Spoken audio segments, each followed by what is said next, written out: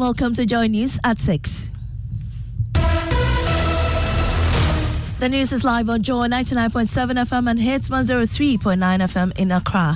In Kumasi, we're on Love 99.5 FM and over 30 affiliates across Ghana's 16 regions. Get radio, TV and online content on the myjoyonline.com interactive app for Android and iOS devices. Coming up, the business community and traders unhappy with Finance Minister's silence on scrapping of redundant taxes in 2024 fiscal budget as they vow to pass on cost to consumers. Whatever the cost, we will pass it on to the final consumer. Prices will not drop because the budget has not indicated anything that is going to release the increment in the high prices. In business, finance expert decision to spend more than projected revenue in 2024 budget must be properly examined not to put pressure on key macroeconomic indicators. We hear from Professor Williams Pippa on the Joy Business Report. And also NPP trusting Ashanti region to restore its dominance in parliament as party clears 8 aspirants in orphan constituencies. We believe that these are honorable people, these are people of integrity, and they have vowed to support wholeheartedly whoever emerges the winners. And later in showbiz, Ghanaian songstress Efia has rated King of Rap Sarkodie as one of the best collaborations she's had out of the 120 artists she's worked with in the industry. Hottest collabo will definitely be any song that I do with Sarkodie. I am Amiesi Nyamiche Thompson. We have details shortly.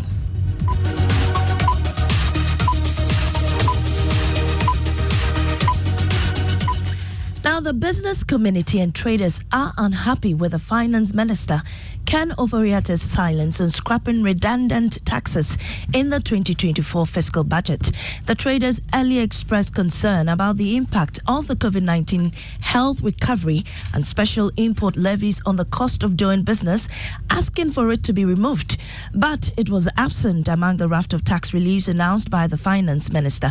We'll hear from the key business interests shortly, but here's a wrap of what transpired on the floor of Parliament yesterday.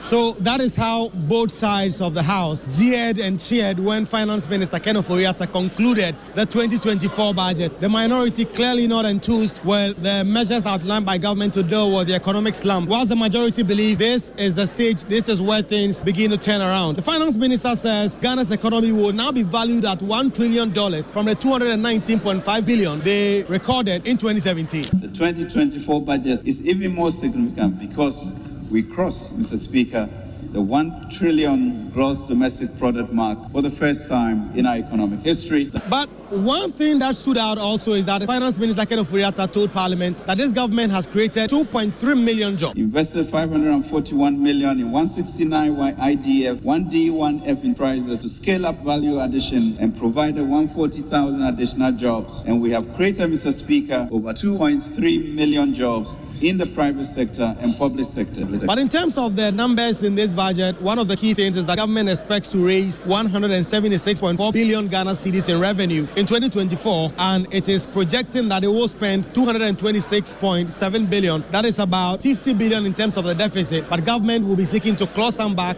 in terms of the revenue mobilization. The La General Hospital also came up. Mr. Speaker, total revenue and grant is projected at 176.4 billion Ghana cedis, 16.8% of GDP. Now, Gota President Dr. Joseph Obing said they would be compelled to pass on the cost of the taxes to consumers.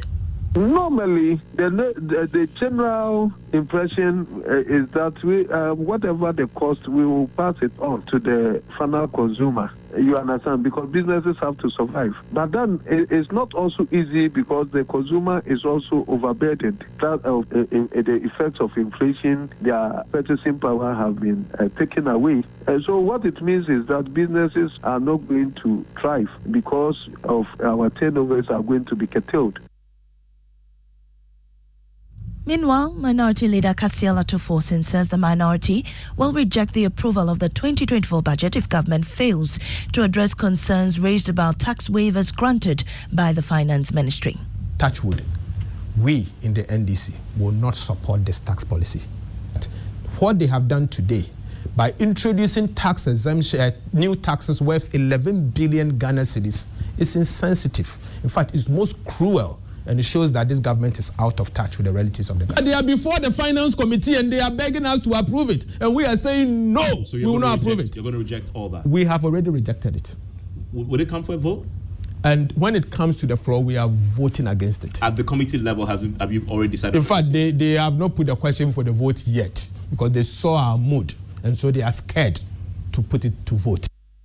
Well, still on the budget, Member of Parliament for North Tongu, Samuel Okudzeto Ablakwa, says he's cautiously optimistic of a government's plans to provide relief for persons affected by the Konsumbo Dam spillage. The Finance Minister, Ken Ofori-Atta, announced a 220 million cedi package to get some items for the victims yesterday, but Mr. Ablakwa is excited but measured in his expectations. I continue to be cautiously optimistic because I know that there's a world of difference between allocations and actual releases. And then for the resettlement and compensation, I must emphasize that data is still being collected. We are still assessing the full range of devastation, the levels of impact. Now, Ghana civil society platforms on SDG have also lauded government for finally heeding calls to scrap taxes on sanitary pads. There have been several appeals, protests for government to remove the taxes on the pads to enhance menstrual hygiene and quality of life for all women in Ghana, especially girls. Archibald Adams is a leading member of the Ghana Civil Society platform on SDG. Two clear things.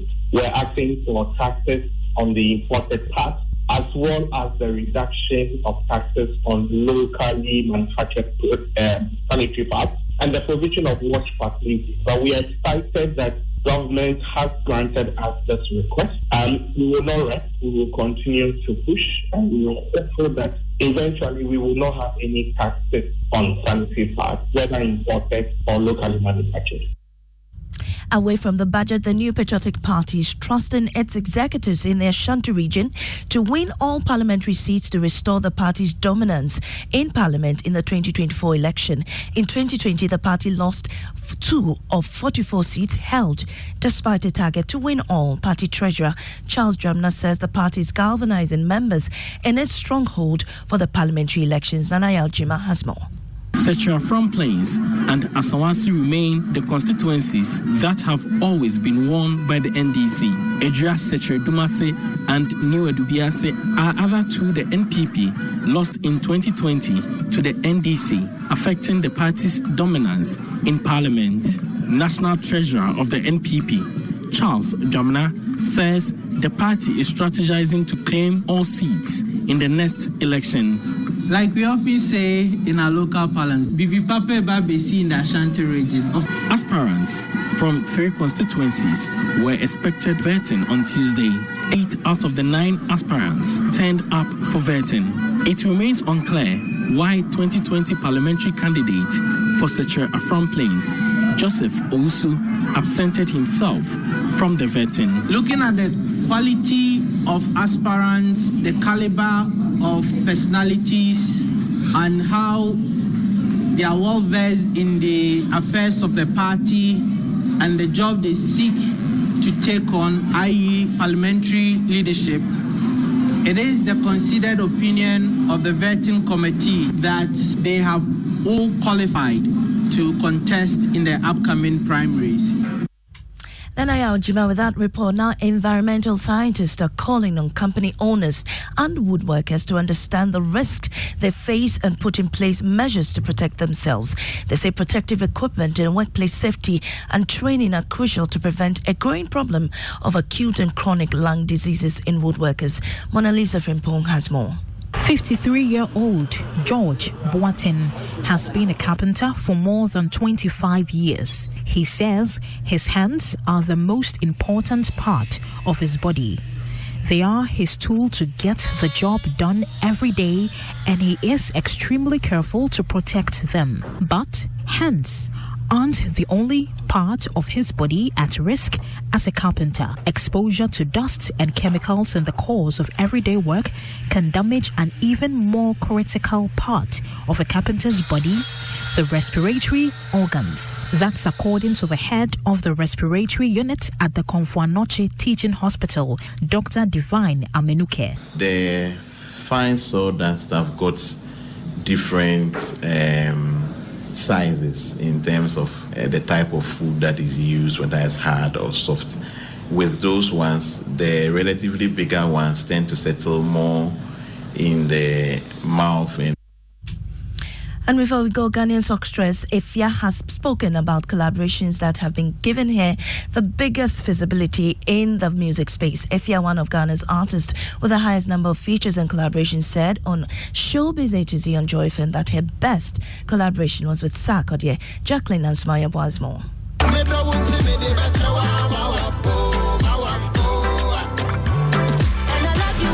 I need you, there's no one above you, only one I love. They were the duo that always brought magic anytime they collaborated. Efya, one of Ghanaian artists with the highest number of features and collaborations, said on Showbiz A to Z on Joy FM that her best collaborations are songs she did with Sarkodie. That would be, I work with almost 120 artists. So I'm thinking, how does collabo would definitely be any song that I do with Sarkodie. Yeah. Fuego. Whoa. Instant fuego.